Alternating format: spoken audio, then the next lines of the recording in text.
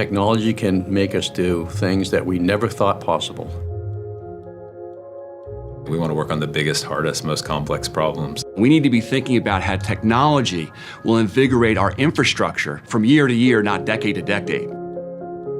As Abraham Lincoln said, you can't predict the future, but you can make it. And what we want is for everybody to come along on this voyage as we make our future. I worked with a lot of engineering firms and a lot of engineers. Every one of them always had an idea that looked innovative, but to a lot, innovation is risk.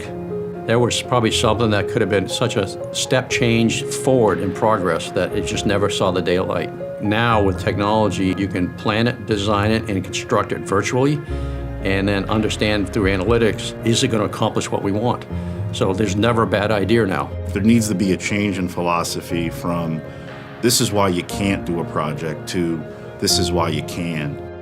What we have is the standard of practice versus the standard of capable or possible. There is so much more we can leverage to do these faster, better, while still meeting all the requirements of environmental or social needs. A lot of other countries have made that move forward. For example, the UK has a building information model, a BIM standard, because they say if we're going to have any money spent on them, we want the people doing the work to use the best tools available. Not the stuff they did 50 years ago, but the models that now know we can do a lot of analytics on.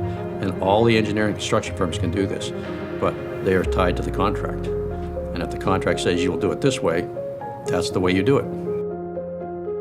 My ideal world would be a data-driven or a fact-based view of infrastructure. Convert the conversation from cost to investment. Step back and say, as an investment, if we're going to spend $1 trillion, what should we expect to get for it as taxpayers? These systems are not, you build it once and walk away. Like no different than painting your house, you have to make it an ongoing management of it. And at some point, our infrastructure is going to start to wake up. It's going to start saying, I've got a problem. In some cases, could possibly, with the right level of artificial intelligence, tell what the problem is. Over time, we helped future-proof these designs so that the problems work themselves out.